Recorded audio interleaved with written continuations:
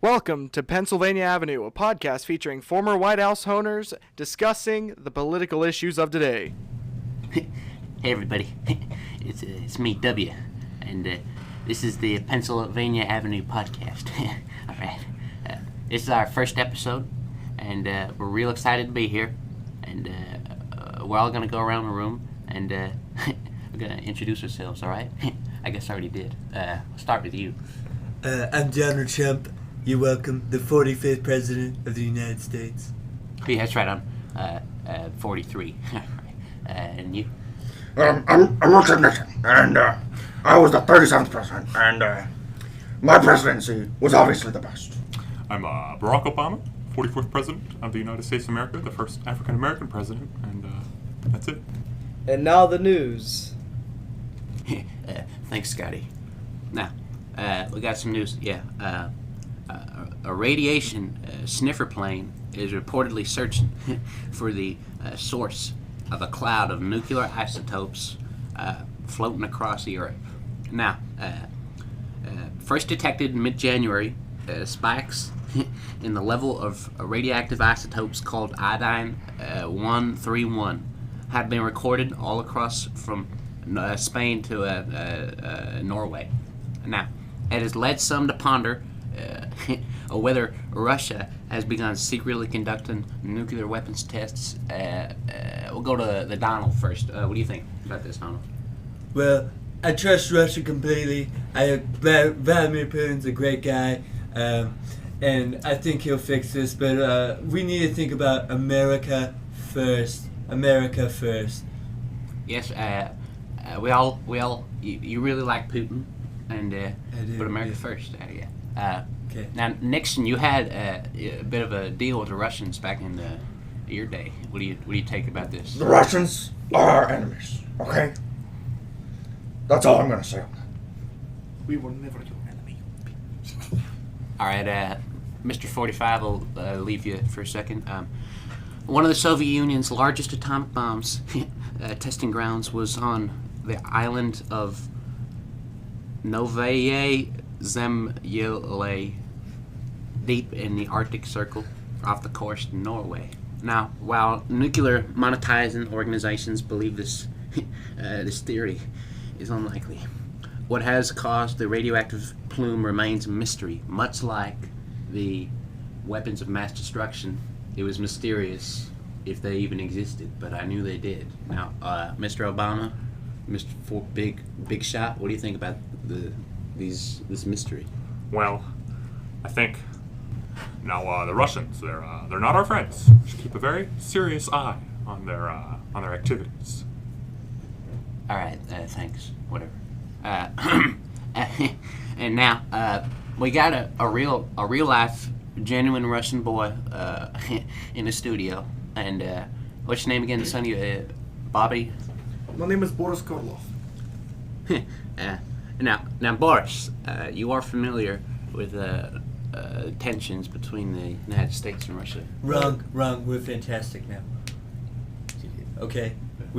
Believe me, we are fantastic.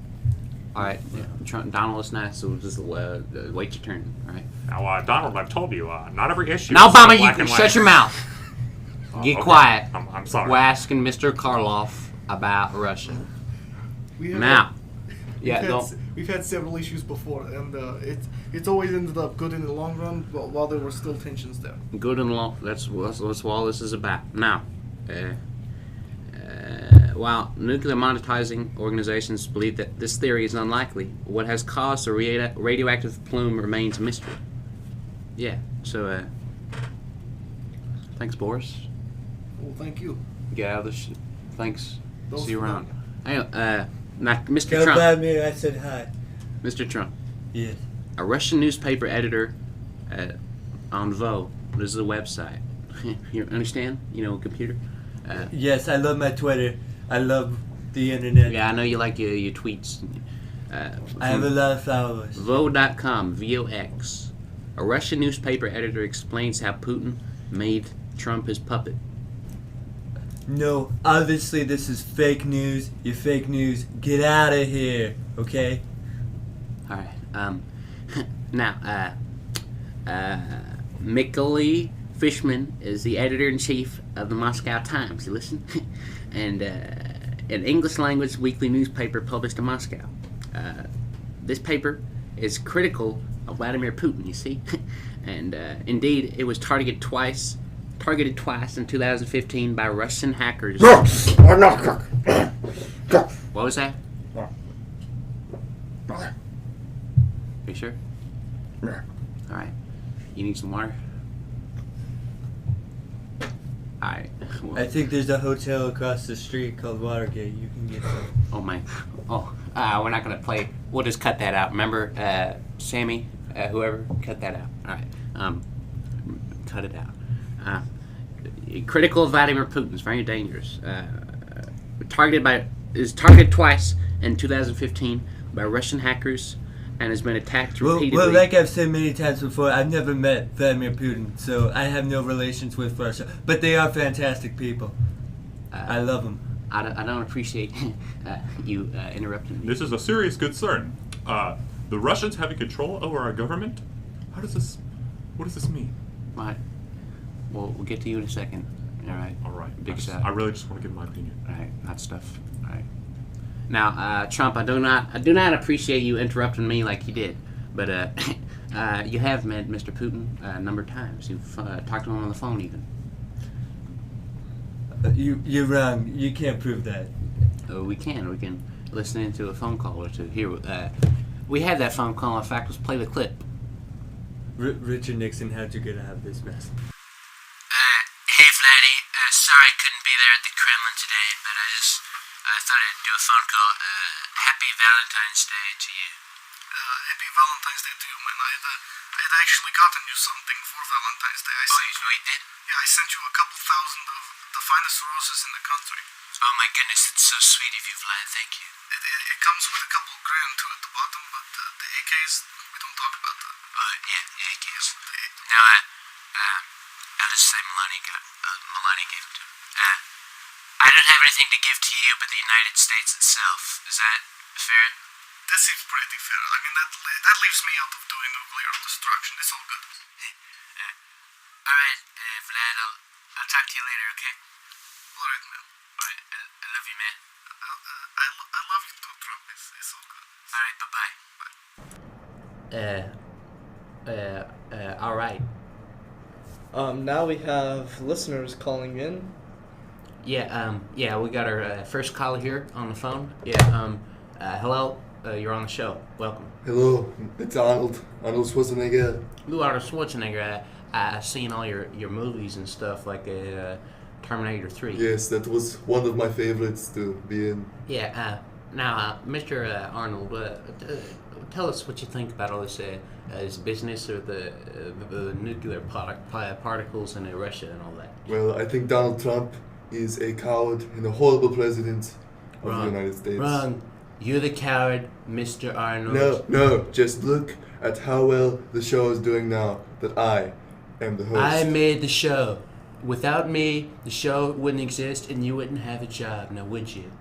You'd be doing more stupid Terminator films without James Cameron. James Cameron is key to all of this. Scotty, you've been interrupting me all day. We thought you were a good boy, Scotty, when we hired you. I thought I hired you myself, Scotty, okay? But this is fake news, alright? I am not a communist, Scotty. You should know that. I pay you 2 cents an hour, okay? 2 cents. And Putin's not a communist either. Yes, he is. Scotty, you're fired.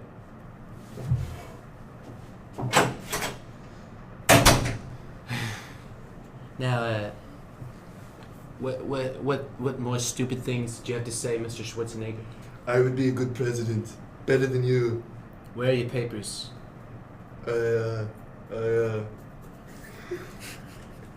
That's right. Are you an illegal American, Mr. Schwarzenegger? I'm not illegal, Not run for president in this country unless you were born here. Do you understand? but I will get the Constitution You were ratified. not. You were not born here. I don't Barack care. Obama was not I would born be a here. better president. All right, I Shut think up, it's, you I think communist. it's time we drop this call. W. I think we're Chandlers. All right. Now listen here, big shot. What is it? 44. Shut your mouth. I just think all this drama is a little unnecessary. Could we just go on to the next caller? He can fire you too. He already did. Now just keep quiet. We're trying to have a civil discussion. Shh. Doesn't seem very civil to me. Shh. Michelle Obama looks like a man.